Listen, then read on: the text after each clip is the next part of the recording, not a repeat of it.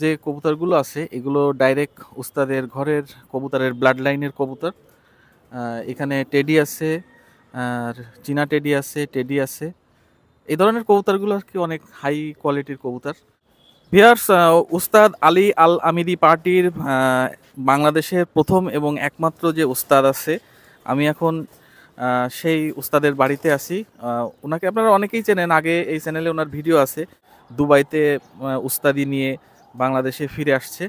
তো যাই হোক, আজকে উস্তাদের সাথে কিছু কথাবার্তা বলবো এবং উস্তাদের ঘরে আসলে কি কি ধরনের কবুতর এই মুহূর্তে আছে, কবুতর নিয়ে উনি কী করছে, এগুলো আমরা আপনাদের সামনে তুলে ধরবো। তো যাই হোক, আশা করি ভিডিওটা আপনাদের কাছে ভালো লাগবে। আর বেশ কিছু শিক্ষণীয় বিষয় নিয়ে কথাবার্তা বলবো, প্রথমেই আমি বললাম আপনাদের। তো যাই হোক, আমরা শুরু করছি, আপনারা সাথে থাকুন। ভিডিও শুরু করার আগে আপনাদের একটা শেড দেখাই। আসলে শেডগুলো কেমন হয়, আপনারা অনেকেই প্রশ্ন করেন যে কবুতরের শেডগুলো কিভাবে তৈরি করলে আসলে ভালো হয়। তো যেহেতু উস্তাদের বাড়ি আছি, উনি কিভাবে শেডটা করেছে আপনাদের একটু দেখাই। এই আছে শেড। এই ভিতরে দুটো রুম আছে নর্মালি আলাদা করে রাখার জন্য, আর এখান থেকে ঢুকতে হয়। এখানে কবুতর স্ট্যান্ডিংয়ের জন্য কিছু র্যাক করা আছে, সেখানে কবুতরগুলো দাঁড়ায়। আর উপরে একটা চেম্বার দেখতে পাচ্ছেন, এখানে দুটো পকেট আছে, উপরে একটা নিচে একটা। আর এখানে চেন আছে উপরে, একদম উপরে যেটা আছে ওইটা কবুতর ওইখান থেকে ঢোকার পরে এই এই চেনটা যদি আমি টান দিই, এই চেনটা টান দিলে দেখেন যে উপরে কবুতরগুলোই এর ভিতর থেকে বেরোতে পারবে না। আর নিচে একটা আছে, নিচেরটা টান দিলেও বন্ধ হয়ে যায়, কিন্তু নিচেরটা টানতে গেলে ভিতর থেকে চেন টানা লাগবে। ভিতর থেকে চেনটা টান দিলে ভিতরে যে একটা খাঁচা তৈরি হচ্ছে, এইখানে কবুতরগুলো থাকে। থাকার পরে কবুতরগুলো আশপাশের পরিবেশটা চিনানোর জন্য আর কি কবুতরগুলো এখানে দাঁড়ানোরও জায়গা আছে। তারপরে যদি ভিতরের থেকে এরকম একটা চেন আছে, টান দিলে উপরের পাটটা খুলে যায়, কবুতরগুলো বাইরে বেরোয় যায়। আমরা ভিতর থেকে দেখাচ্ছি। হেড সম্পর্কে আমি ওস্তাদের কাছ থেকেই শুনবো। তো ওস্তাদ, আমাদের একটু বলেন তো শেডটা আসলে কিভাবে তৈরি করলে। আমি তো একটু দেখালাম, যেহেতু আপনার শেড, আপনি ভালো বলতে পারবেন। দুবাইতে যাওয়ার আগে আমার এক্সপিরিয়েন্সটা ছিল একরকম, তো ওইখানে যাওয়ার পরে আমি দেখলাম যে না, আমাদের শেড বানানোয় কিছু ভুল ত্রুটি আছে। স্টিল আমার শেডটাও কিছু ভুল আছে। সে ভুলটা হচ্ছে যে আমার শেডটা আমি ফার্স্ট পার্টটা এতটা হাইট না করলেও চলতো। আপনার ফার্স্ট পার্টটা হাইটটা একটু কমায়, সেকেন্ড পার্টটা আর একটু দিতে হবে। তো এই দুটো পার্ট করার উদ্দেশ্য হচ্ছে, কবুতর অনেক সময় দেখা যায় যখন একটা পার্ট থাকে, মুখ বড় থাকলেও নতুন বাচ্চা উপরে গেলে মুখের চারপাশ থেকে ঘোরে, কিন্তু ও মুখটারে চিনতে পারে না যে ও আসলে কিভাবে ভিতরে আসবে বা কিভাবে করবে। তো এই কারণে এই সেটটা দুটো পার্ট লাগে। যে প্রথম পার্টটা আপনার কবুতর যখন আমরা বাসা চিনানোর জন্য ছাড়ি, কারণ আমরা এই কবুতরগুলো আমি ছাড়ছি আপনার ধরেন এক সপ্তাহের মতো হচ্ছে। তো এরপরে আমি এর নিচে যে পার্টটা আছে, পার্টটার মুখ খুলে দিব, ওরা নিজেরা উপরে যাবে। ওইখান থেকে আমি আবার চালের উপরে উঠে একটু তাড়া দিয়ে নামাইতে পারবো। না হইলে দেখা গেছে যে প্রথম চোটেই যদি উপরে যায়, সন্ধ্যা হয়ে যাবে, ওরা নামবে না। আমরা একটু ভিতর থেকে যদি একটু দেখি। হ্যাঁ, এটা মূলত মূল গেট, তাই তো? এইটা হচ্ছে আমার মূল গেট। আর আরেকটা জিনিস বলি যে আমার জায়গা স্বল্পতার কারণে রুম তিনটা, কিন্তু মূলত 5টা রুম হইলে ভালো হয়। কারণ একটা হচ্ছে ব্রিডার রুম থাকবে, একটা হচ্ছে আপনার রেস্টের জন্য রুম থাকবে, একটা নরমাদির রুম, আর বাচ্চার জন্য আরেকটা। তো আসলে ওইটা আমার নাই। তো ওই ধরনের ফ্যাসিলিটি হলে জিনিসটা ভালো হয় আর কি। তো এইখানে সিস্টেমটা হচ্ছে আমার চেনগুলো ভিতরে দেওয়ার কারণ হচ্ছে ভিতরের থেকে টান দিলে খুলবে, ভিতরের থেকে টান দিলে খুলবে। এই যে খুলে যাচ্ছে, এই খুলে যাচ্ছে। আমি পুরোটা খুলতেছি না যেহেতু সবগুলো নতুন কবুতর। তো আর আমি যখন এই চেনটাকেই আবার এই যে বাইরের থেকে টান দিব, ও ক্লোজ হয়ে যাবে। তো ভিতর বাইরের এই ব্যাপারটা হচ্ছে যে যখন আমি কবুতরগুলোর মুখটা খুলবো তখন ভিতরের থেকে খুলে দিব। বাইরে যদি অন্য কেউ আমার অ্যাবসেন্সে ছাদে আসে, এটা যেহেতু লক করা থাকে, সে চেনটা ধরে টানাটানি করলে হয়তো বা লক হবে, কিন্তু মুখ খুলবে না, নতুন কবুতর বাইরে যাইতে পারবে না। এই জন্য আমার ইটা হচ্ছে ভিতরের থেকে দেয়া। আর এইখানে সব তো আপনার এই, হ্যাঁ, এখানে আমার ওস্তাদের ঘরে চীনা আছে, গোল্ডেন আছে, টেডি আছে, শিয়ালকুটি আছে। এইগুলো এইভাবে ছাড়া থাকে। এই কবুতরগুলো আমি সপ্তাহখানেক হয়েছে জালে দিচ্ছি, সময়ের পারি নাই। এর পরের বাচ্চাগুলো হচ্ছে আপনার এইগুলো আমি যেহেতু আমার এবছর তো আর টুর্নামেন্টে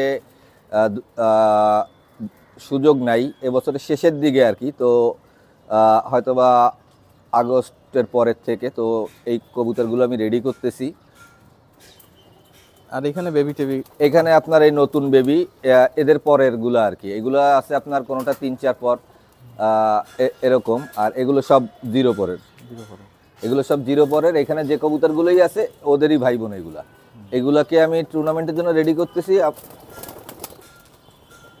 কারণ আমার কাছে যে সময় হবে এই সময়ে আপনার আমি 2টো কি 3টের বেশি টুর্নামেন্টে আমি অংশগ্রহণ করতে পারবো না, তো এই কারণে আর কি কবুতর সংখ্যাও কম, আপনি দেখছেন।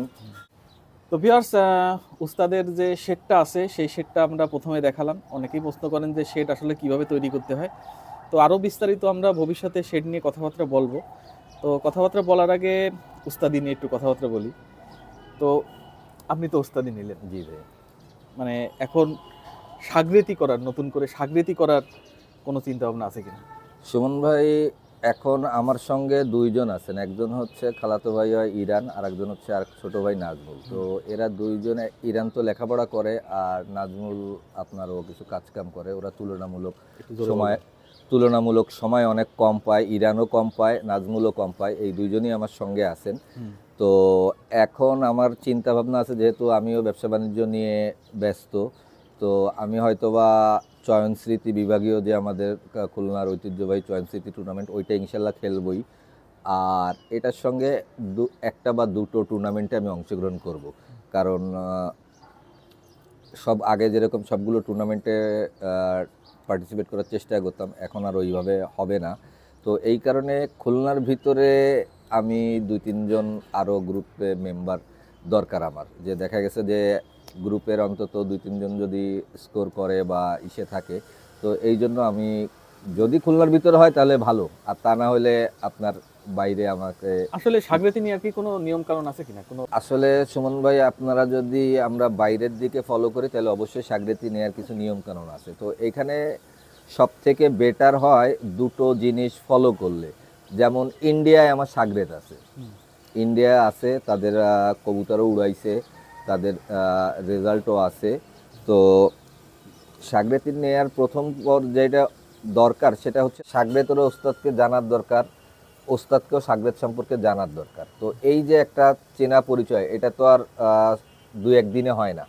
তো এই জন্য আসলে কেউ যদি কারোর টাচে থাকে এবং সেই ওস্তাদ যদি মনে করে যে না ঠিক আছে, তার যে বিহেভিয়ার বা তার যে ধরন, এটা তাকে সাগরেত করা যায়, ঠিক একই সমপরিমাণ সাগরেতেরও ওস্তাদ সম্পর্কে জানার দরকার আছে, যে আসলে আমি যে তার সাগরেত হব, সে লোকটা কেমন, সে কি আমাকে ঠকাবে কি না, বা কিভাবে কি। যখন 2জনের একটা আন্ডারস্ট্যান্ডিং বা বন্ডিং হয়ে যাবে, তারপরেই কাউকে সাগরেত বানানো বা সেই সাগরেত তাকে ওস্তাদ হিসেবে মেনে নেওয়া, এইটাই আমার মনে হয় সব থেকে ভালো। তাহলে 2জনের দিক থেকে 2জন ক্লিয়ার থাকে যে না ঠিক আছে, আমি সবকিছু জেনে বুঝে তার কাছে আসছি, তাহলে আর ভবিষ্যতে ঝামেলা হওয়ার কোনো ব্যাপার থাকে না।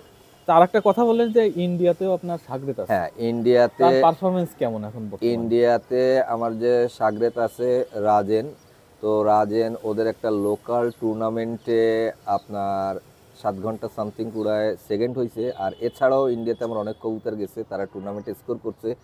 আমি আপনার ভিডিও কলে তাদের সঙ্গে এখনই দেখি, ট্রাই করি, মানে সরাসরি ভিডিও কলে ট্রাই করি যে তারা লাইনে আছে কিনা।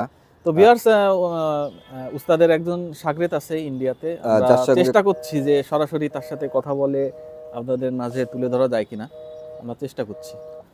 তো ভিউয়ার্স, উস্তাদের একজন সাগরেত আছে দেশের বাইরে ইন্ডিয়াতে, আমরা এখন তার সাথে কথা বলবো।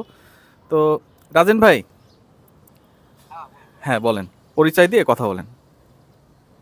হ্যাঁ, আমার নাম রাজেন ঘোষ, আমার বাড়ি ইন্ডিয়াতে, ওয়েস্ট বেঙ্গল, জেলা নদিয়া। আমার উস্তাদ রাজ শিকদার বাংলাদেশে। আমি ওনার কাছ থেকে 6 পিস কবুতর নিয়েছি। তো 1 পিস কবুতর নিয়েছি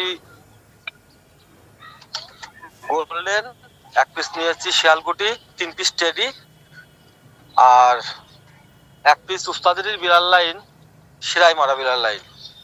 তা উস্তাদের পরামর্শে আমি কবুতর উড়িয়েছিলাম এবারটা আমাদের এখানকার টুর্নামেন্টে। তা আমার কবুতর উড়েছিল 7 ঘন্টা।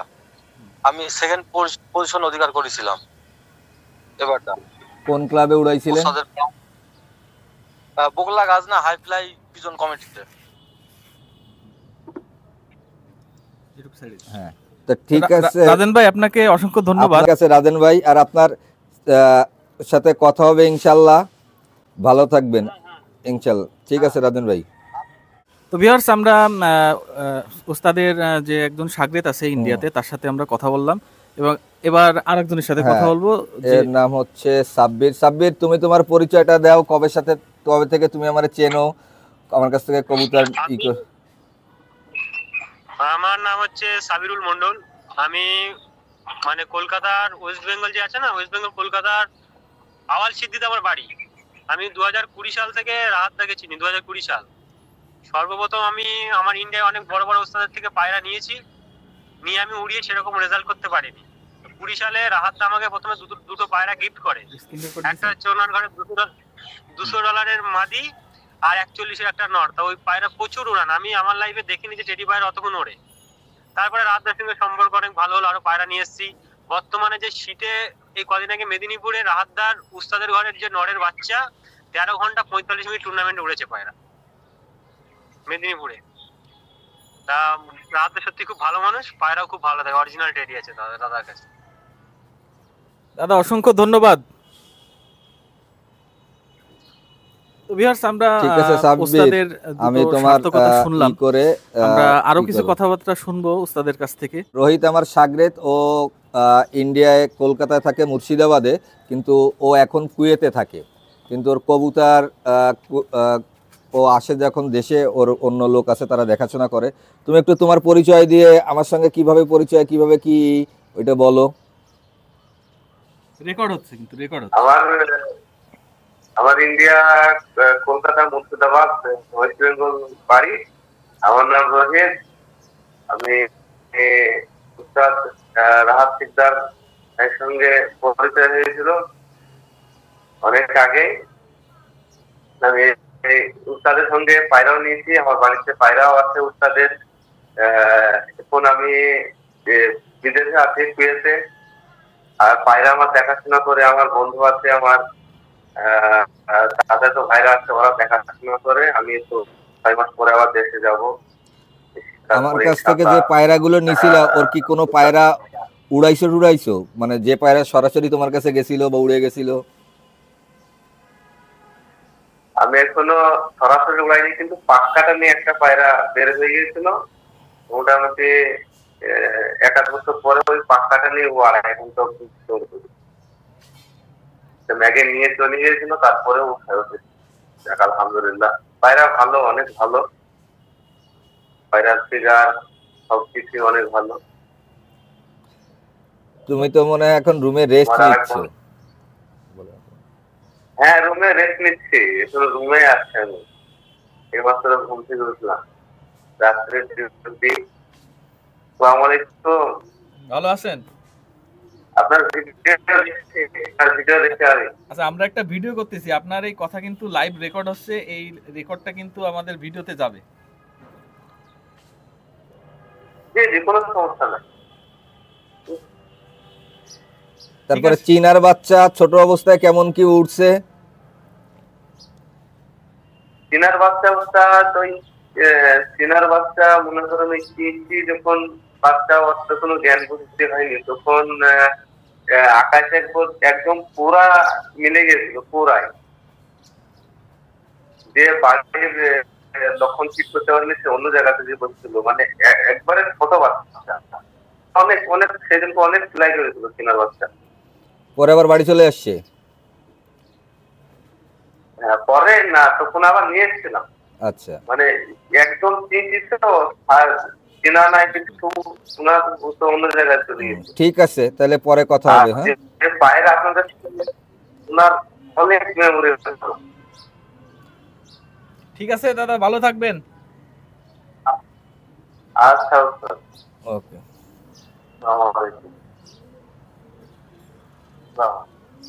ঠিক আছে রোহিত, আমি হয়ে কল দিচ্ছে। হ্যাঁ, তো ভিউয়ার্স, আমরা উস্তাদের যে শাগরেদ আছে, একজন ইন্ডিয়াতে, একজন বাহারাইনে সম্ভবত, কুয়েতে। অনেকে কবুতরের সম্পর্কে জানতে চায়, যেমন ট্রিটমেন্ট, কবুতর উড়া বিষয় নিয়ে। এগুলো আসলে যদি কেউ ফোন করে আপনাকে যে এই বিষয়ে যদি হেল্প চায়, সেই ক্ষেত্রে ওই ধরনের হেল্প করতে পারবেন কিনা? সুমন ভাই, অবশ্যই তাদেরকে হেল্প করব। প্রথমত যে ব্যাপারটা হচ্ছে, কবুতরের মেন যে বেসটা, আপনার বেসটা শক্ত করা দরকার। আপনার কবুতর উড়ানোর থেকে সব থেকে বেশি দরকার হচ্ছে কবুতরটাকে বাঁচানো, কবুতরের ট্রিটমেন্ট জানা। তো আসলে যেহেতু আমি কোনো ভেটেরিনারি ডাক্তার না, এই কারণে কোনো ওষুধ বা কোনো কিছুর নাম ভিডিওতে আমি উল্লেখ করব না। তবে আমি যেগুলো ব্যবহার করে উপকৃত হয়েছি, সেই সেম ধরনের সিমটম যদি কারো থাকে, আমি যেগুলো ব্যবহার করি এরকম নামগুলো আমি বলে দিই যে ভাই, কারণ যেহেতু খুলনা একজন ভালো পরামর্শক আছে, উনি পশু পাখি পরামর্শক, ওনাকে ডাক্তার জলিল নামে অনেকে চিনে, আমি জলিল কাকু বলি। তো যেহেতু একটা সময় আমার মুরগির ফার্ম ছিল, গরুরই ছিল, সেই কারণে আমি ছোটোবেলা থেকেই আমার আব্বার যখন গরুরই ছিল উনি আসতো, তো ওনার সঙ্গে একটা ভালো সম্পর্ক। আমি যে কোনো সমস্যা হইলে আমি ওনার কাছে যাই এবং ওনার পরামর্শ নেই। উনি রিসেন্টলি রিটায়ার্ড করছে, রিটায়ার্ড করার পরেও আমি ওনার বাসায় যে ওনারে একটু বিরক্ত করি যে নতুন কোনো সমস্যা হলে। তো দেখা গেছে যে সেইভাবে আমার ওষুধ সম্পর্কে কিছুটা আইডিয়া হয়েছে। তো আমাদের প্রথম যে জিনিসটা দরকার সেটা হচ্ছে কবুতরকে বাঁচানো। আপনি টাকা খরচ করলেন, ভালো শেড বানাইলেন, কিন্তু খুব নোংরা রাখলেন, তাহলে কিন্তু হবে না। আর আরেকটা জিনিস হচ্ছে, বছরে অন্তত 2-3টে টাইম থাকে, যখন বর্ষার সময় থাকে, শীতের সময় থাকে, বা অতিরিক্ত গরম থাকে। এই সিজন চেঞ্জের সময় আমাদের একটু টেক কেয়ার করা দরকার। এই টেক কেয়ারগুলো না করলে আমাদের ভালো কবুতরগুলো মারা যাবে। আর নতুন পালক যারা আছে, বা আপনি অনেকে ফোন দেয় বা করে, তো আসলে কবুতর আমি যেভাবে সেল করি বা যেভাবে দেই, আমার প্রতিটা মানুষের তো একটা আপনার ভিন্ন ভিন্ন ওপিনিয়ন থাকে বা ভিন্ন স্টাইল থাকে। তো ধরেন আমরা যারা কবুতর পালি, আমরা তো এটাকে ভালোবাসি, এই জন্যই পালি। তো আপনি আপনার একটা ভালোবাসার জিনিস কাউকে দিয়ে দিবেন, তো এটা তো অবশ্যই আপনি যাচাই বাছাই করে দিবেন। আমার প্রথম যে কন্ডিশনটা হচ্ছে, আমি যাকেই কবুতর দেই আমি তার সঙ্গে একটু কথা বলি, তার একটু শেড দেখি, বা সে কোন পরিবেশটায় রাখবে, বা সে ওইটাকে ভালো রাখবে কি রাখবে না, এইটা আগে জানার চেষ্টা করি। যখন আমার মনে হয় যে না, হ্যাঁ এই লোকটা কবুতরটা নিলে সে এটার যত্ন করবে এবং এটা দিয়ে একটা ভালো ফলাফল পাবে, একটা ভালো ব্লাড লাইনের কবুতর, আমি যদি জানি যে না এ লোকটা আসলে 2 দিন পরে কবুতর পালবে না, তার শখ মিটে গেলে সে একটা বাজারে হাটে দিয়ে দিবে, ওই কবুতরটা অবহেলায় অযত্নে মারা যাবে। তো আমি তো জেনে শুনে একটা জীবকে মৃত্যুর মুখে ঠেলে দিতে পারি না। একটা ভালো কবুতরে এইভাবে দেয়াটা উচিত হবে না, কারণ তার যদি ওরকম শখ থাকে যে জাস্ট নর্মালি পালবে, তারা গোলা কবুতর বা অন্য যে কবুতরগুলো আছে শুধু খাঁচায় রাখবে। যেহেতু এই কবুতরগুলো স্পেশালি হচ্ছে এদের ওড়া বা ফ্লাইং, তো এটার জন্য আপনার যারা সবাই এখন কম বেশি ইউটিউব বা বিভিন্ন ধরনের দেখে জানে যে কীভাবে উড়াইতে হয় বা কতটুকু করতে হয় বা মেনটেন করতে হয়। আর উড়ানোর জন্য যে টিপসগুলো, এগুলো তো হচ্ছে পরের ব্যাপার। আগে কবুতর বাঁচানো শিখতে হবে, কবুতর মেনটেন করা শিখতে হবে, এরপরে যে আপনার উড়াইতে হবে। কারণ যত সময় পর্যন্ত আপনার ঘরে 1000 ভালো কবুতর থাকে, কিন্তু আপনি যদি আপনার কবুতরের যত্ন নিতে না পারেন, ঠিকমতো প্রপার বাচ্চা তৈরি করতে না পারেন, আপনার কবুতরবাজি হবে না। কারণ আপনার তো ঘরের বাচ্চা না হইলে বাইরের কেনা বাচ্চা বা অন্য দিয়ে তো এগুলো করা কঠিন। বেশ কিছু বাচ্চা দেখলাম আচ্ছা, উস্তাদের ঘরে, মানে কোনো দর্শক যদি আবদার করে বসে যে বাচ্চা দেওয়া যাবে কিনা, না ভাই, তার কিছুটা তো উত্তর আপনি দিয়ে দিলেন যে কবুতর পালার ইচ্ছা থাকতে হবে, কবুতর বাঁচানোর প্রথম প্রায়োরিটি ওইটা যে সে কবুতরকে বাঁচাইতে হবে। নতুন যারা আছে তারা যদি কবুতর নিতে চায়, আমি যেহেতু আমি আগের মতো করে কবুতর উড়াইতে পারবো না, 2-3টে টুর্নামেন্ট খেলবো, তো আমার কাছে অবশিষ্ট কিছু কবুতর থাকবে, আমি তাদেরকে কবুতর দিব। এবং দেওয়ার পূর্বে তাদের সঙ্গে আবার যেটা বললাম যে আমার কথাবার্তা বলতে হবে যে ভাই আসলে সে কি পালবে বা কিভাবে কি করবে, তাদের সঙ্গে কথাবার্তা বলে কি হলে অবশ্যই তাদেরকে কবুতর দিব। কবুতরের আর 2-1টা জিনিস একটু বলি। আপনার অনেকে আছে একটা কবুতরের ভিডিও পাঠাইছে, ভিডিও পাঠায় আমারে দেখায়, বলে যে ভাই এই কবুতরটা দেখে আপনি বলেন যেটা ভালো না খারাপ। আসলে আমি অন্তত বুঝি না, বা আমার উস্তাদও আমার এইটা শিখায় নাই যে আমরা দেখে ওইটা কবুতর বলে দিতে পারবো যে এইটা ভালো, এটা ভালো হবে, এইটাই। তো এর ভিতরে কিছুটা একটা যদি আপনি কবুতর ধরেন, কবুতরের আমি আমার উস্তাদের কাছ থেকে যেটা শিখছি, প্রথম শর্ত হচ্ছে তার নাসেল বা তার ব্লাড লাইন, এইটা ভালো হইতে হবে।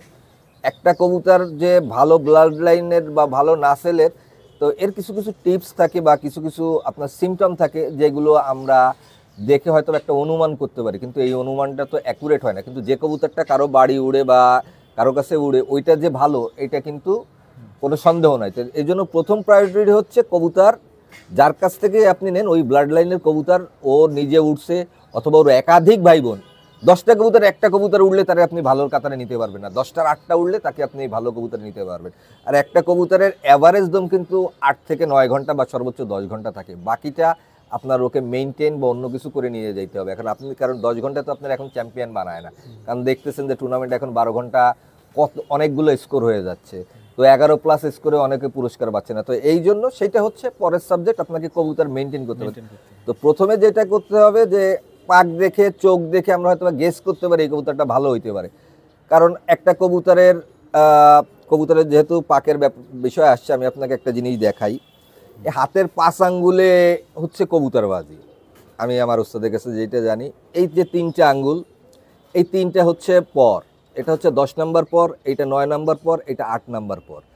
তো আমার ম্যাক্সিমাম যে কবুতর আছে, অন্য কোনো ভিডিওতে হয়তো বা পাক থেকে দেখাবো আপনাকে, এটা 10 নম্বর পর, 9 নম্বর পরটা বড় থাকে, 10 আর 8টা একটু ছোট থাকে। আপনি যদি একটা দাড়িপাল্লাকে চিন্তা করেন, আমরা যেহেতু কবুতর মানে বলি কবুতর ব্যালেন্স করা, নরমাদি ব্যালেন্স করা, তো ব্যালেন্স মানে কিন্তু একটা দাড়িপাল্লা 2 পাশ সমান হওয়া মানে কিন্তু সেটাকে ব্যালেন্স করা। তার দাড়িপাল্লাটার কি থাকে, পুরাতন দাড়িপাল্লায় মাঝখানে কিছু ধরে আর 2 পাশটা সমান হয়, তা মাঝখানে ধরার জন্য কিন্তু এই 9 নম্বর পরটা, আর 8 নম্বর আর 10 নম্বর পরটা লেভেল।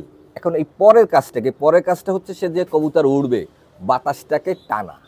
এই বাতাসটাকে কি করে, প্যারাশুটের কাজ করে, আমরা যেটাকে বগল পর বলি। এই বগল পরে ও হচ্ছে বাতাসটাকে টেনে আনে, তো ওইটা কিন্তু তখন ইকুয়াল ব্যালেন্সে টানে, এই একটা ব্যাপার।